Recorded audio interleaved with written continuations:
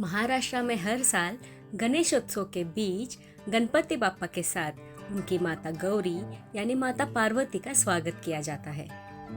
पौराणिक मान्यता है कि माता गौरी हिमालय से धरती पर अपने पुत्र गणेश से मिलने आती है। 3 दिन वे अपने मायके यानी हमारे घर में ठहरती है। इसलिए उन्हें महालक्ष्मी गौरी भी कहा जाता है, क्योंकि उनका आगमन घर में धन धान्य समृद्धि और शांति लेकर आता है। इस साल थीम को लेकर बहुत कंफ्यूजन था। आइडिया बहुत थे पर टाइम बहुत कम। मैंने और मेरे कजिन्स की टीम ने खूब ब्रेनस्टॉर्मिंग की और आखिरकार फाइनल किया कि हमारा पंडाल बनेगा श्री केदारनाथ मंदिर। सबने मिलकर मंदिर का ढांचा खड़ा किया। बीच बीच में हंसी मजाक, थोड़ी टेंशन और टीम वर्क का मजा ही कुछ और था। खिड़कियों और फ्रेम्स को काट काट कर जब शेप सामने आने लगी तो लगा जैसे सचमुच हिमालय से केदारनाथ हमारे घर उतर आया हो।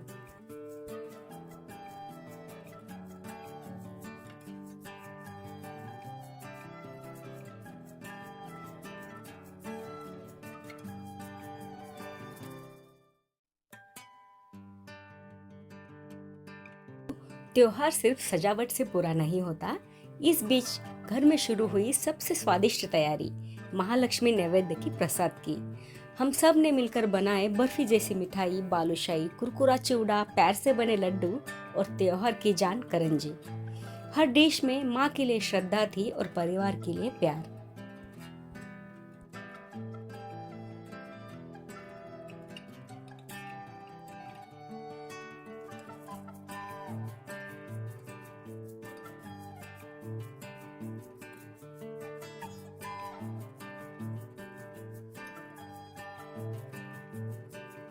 इस साल के पंडाल में हमने एक और खास एलिमेंट जोड़ा, हमारे केदारनाथ मंदिर थीम के पीछे का बैकड्रॉप। हमने कार्डशीट से बनाया भगवान शिव का स्वरूप, काले रंग में और ध्यान मुद्रा में। पीछे लगाया चांद का गोल आकार, ताकि एकदम वैसा ही लगे जैसे कैलाश पर विराजनाथ भोलेनाथ चंद्रमा के साथ।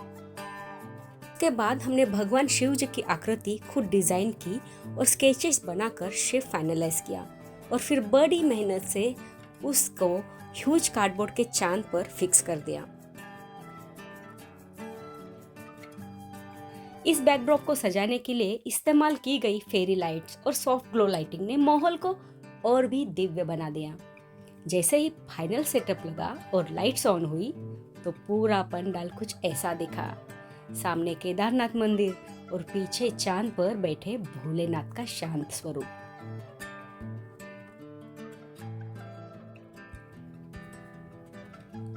केदारनाथ मंदिर का फ्रेम बनाने के लिए जुगाड़ पे जुगाड़ लगाया। कभी कार्डबोर्ड फिक्स कर रहे थे, कभी रंग भर रहे थे, तो कभी डिजाइन मैच कर रहे थे। धीरे धीरे टेम्पल का शेप बनने लगा।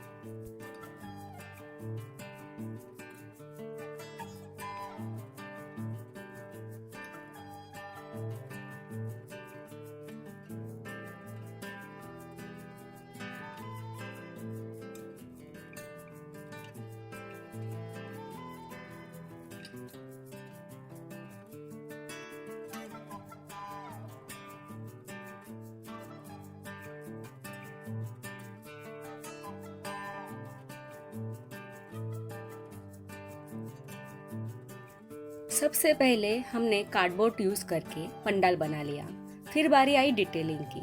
हमने सोचा कि मंदिर का लुक सिर्फ नया नहीं बल्कि एंटीक और ट्रेडिशनल भी दिखना चाहिए।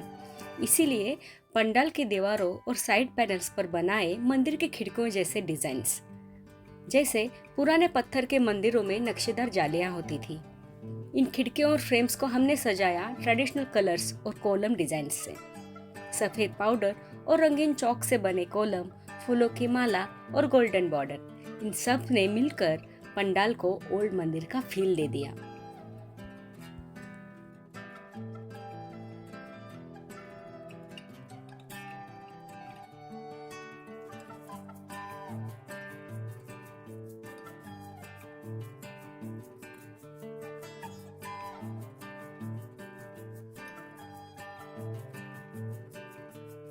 केदारनाथ मंदिर बनाने के लिए सबसे पहले शुरू हुआ हमारा बेस वर्क।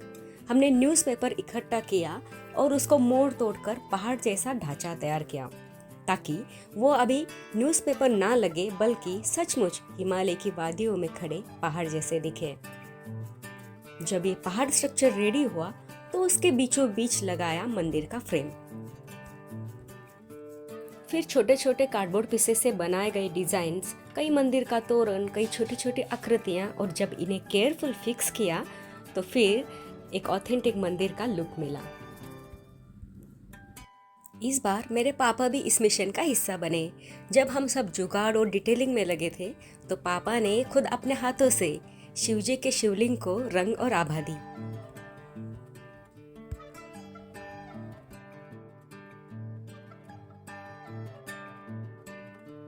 और फिर शाम के वक्त गौरी माता का आगमन हुआ।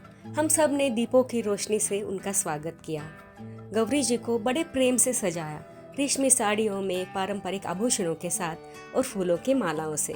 वो दृश्य ऐसा था मानो स्वयं महालक्ष्मी हमारे घर पधारी हो। शास्त्रों में मान्यता है कि गणपति के साथ आने वाली गौरी दरअसल पार्वती माता और गंगा मैया का रूप होती है। इनके आगमन को समृद्धि, सौभाग्य और सुख का प्रतीक माना जाता है।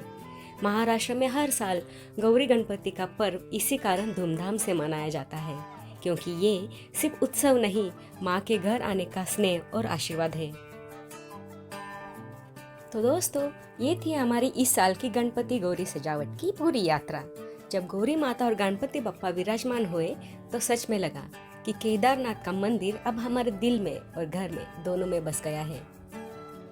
और आखिर में सिर्फ यही कहूंगी कि त्योहार का असली आनंद सिर्फ सजावट में नहीं, बल्कि उस भक्ति और एकता में है जो हमें जोड़े रखती है। और इस साल गणपति बाप्पा और माँ गौरी के साथ हमने वही अनुभव किया। गणपति बाप्पा मोरया, मंगल मूर्ति मोरया।